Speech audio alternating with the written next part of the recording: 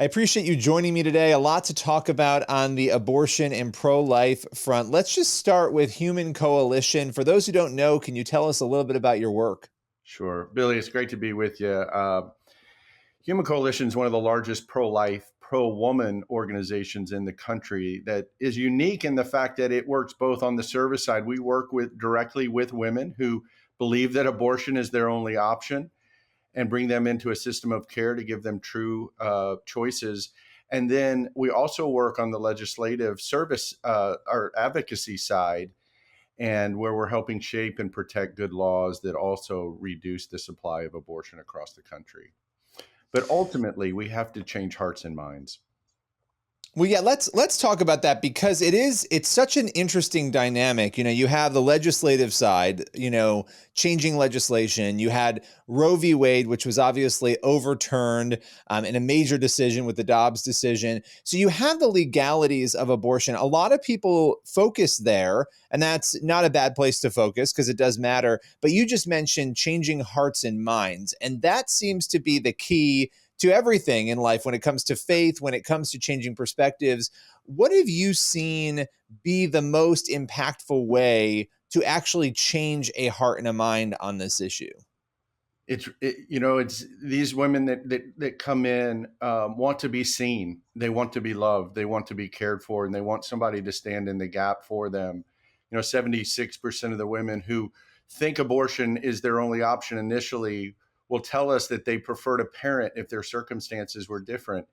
And so doesn't that just break your heart? These women have been told that abortion is their only option, and yet they want to parent if they could have somebody just standing in the gap. So just being there for them, caring about them deeply, loving on them, and being someone who sees them where they're at and care about them. Yeah. Yeah, I know that. And it's actually a very simple thing that we could all be doing and that we all should be doing. It's one of those issues that's so easy to just get so worked up, so upset about, so, frustrated by that you forget the humanity and the fact that this is an issue that affects a lot of people, both men and women. We're a little bit past the Dobbs decision now. And one of the big things that came up in the wake of it, was that it was starting to affect elections, that people were upset maybe that Roe was overturned, that there was confusion being bred based on really how the impact of that was being discussed. When you look at where we are now, because it does feel like some of that dust has settled, what do you think the state of the pro-life movement is currently? I think the pro life movement's resolved. I think as a whole, it's resolved. It's been through a lot since Dobbs. I mean, the mainstream media, this administration, there's so much that they have thrown at the pro life movement. I mean, we kind of poke the bear, and they're apoplectic about what saving lives, which is incredible, right? That someone cares that deeply about killing children in America, instead of truly giving women 76% of them want to carry and want to parent. So why aren't we all helping them do what they ultimately really want to do? So there's huge factions, but the pro-life movement is strong. These are men and women who deeply care about life and the woman and the baby and want to help them truly flourish. And so we will continue to flourish as as a movement, but there's a lot thrown at us, and the mainstream media is probably the biggest area because there's so many lies and misperceptions of what's really going on. I'll add this, and there's still a lot of lack of education. Even if we just did a huge survey with over 2,500 people, and even pro life people don't understand when a heartbeat starts for a baby, when they have eyes and ears and a brain and DNA. There's a lot of education that still needs to go on. Yeah, well, and it's interesting because when you start to dig into this issue, and we see this with the Knights of Columbus, we see it with the surveys that come out, the Marist poll that just came out, and you start to ask people questions, whether they call themselves pro-life or pro-choice. And of course, this is flammable for me to even get into, but there's a lot of agreement when it comes to, hey, there should be caps on abortion. Now, of course, people will disagree over where those caps should be, 3 months, 6 months, 5 months, whatever. But it is interesting to me that the way the media covers this is though there is no overlap. There is a lot of overlap on both sides of this issue. In fact, most people would cap abortion at 3 months or even 5 months. So it's interesting to see that and to see those results. But one of the things that came out of the Marist poll involves pro-life pregnancy centers, which have been, I would say, maligned and mistreated in the media over the years. And yet the vast majority of Americans actually support pro-life pregnancy centers. What do you make of that disconnect between the media's framing and where the public stands? Yeah, it's incredible what the media does to really harm women. Ultimately, women need help, and pregnancy centers are there to stand in the gap and truly help women. And again, the media assumes that abortion is their only option, and that they don't actually want help and want to carry and become a mom. And so that assumption actually, you know, harms women. And so pregnancy centers have done an amazing job. Of course, there's many different ones. It's not, it's ubiquitous, but 80% all have ultrasounds and help women with tangible services and wraparound services of things that these women need and want, ultimately to change their heart and mind and help them parent. Yeah, I mean it's remarkable to see. You have organizations out there like Planned Parenthood that are doing far less to help women, obviously women who choose to keep their babies, than all of these pregnancy centers that are out there doing the amazing work that you mentioned. One of the other things on the abortion front, it's shifting pretty quickly, chemical abortion. This is something that maybe some people don't know a lot about, but essentially using an abortion drug to, instead of going in for an invasive procedure. Can you talk a little bit about chemical abortion, what is happening with the trends of its use in America, and why the pro-life community should care?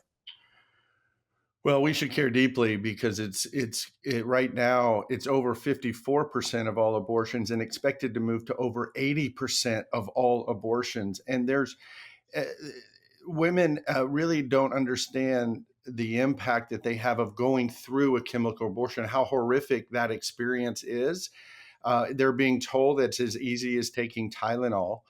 And yet we know that every time it is intended to kill a child. And we have to reach women right now. It's one of the reasons telecare is one of the things that we do across the country, that we have to reach women immediately when they're online searching for a chemical abortion, and be able to meet them right where they're at and bring them into a system of care and educate them on the realities of chemical abortion.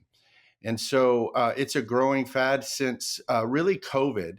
The safety mechanisms, the RIMS, were eliminated, so a woman can just get a chemical abortion pill online and get it shipped directly to her house and have an abortion by herself in her bathroom. And it's something that I think all pro-life and Americans need to be more aware of. Well, and it's also the new, fight in the Supreme Court. There's a lot going on here with how the drug was even approved in the first place. One of the drugs that's involved in this process of this chemical abortion. So there's a lot there, and I think we'll have you back to talk more about that, I'm sure, as we get closer into what happens there with the court. But how do you keep in the job that you do, running the organization that you do? How do you keep from getting jaded and keep from too much anger? Because this is a very difficult issue, the defending of life. What keeps you grounded in that? Because it's a tough job that you have. Well, I think, one, I understand the where women are at. They're in a very difficult position. They feel and believe that abortion is their only option. Many times, the father of the baby, or friends, or parents, um, abandon the woman at her greatest time of need. And so I just remember my own circumstances. I don't know, Billy, if you know that when my wife and I were engaged to be married, we got pregnant. And not knowing where to turn, we ended up at Planned Parenthood 30 years ago, and we took the life of our first daughter. And so, not understanding and not knowing truly that this was our daughter and child, and our education of the whole situation, we ended up taking the life of our first daughter. And many women are in that same circumstance. And so we want to love them, we want to care for them, and we want to be compassionate to them because they are in a very difficult situation. And they need to understand that there are options and people out there who truly want to help them. Housing, education, employment, these are areas that we focus on at Human Coalition to help a woman, and they flourish. And so women are strong. They can go through a temporary difficult situation if they just have some folks that can help them.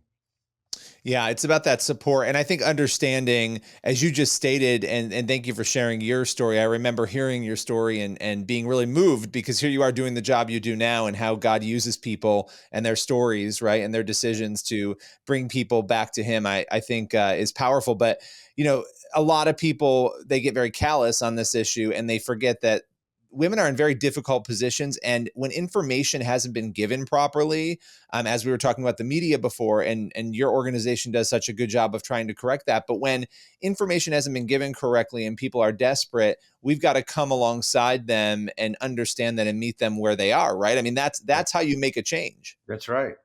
That's right. We have to love them where they're at. We can't judge the situation.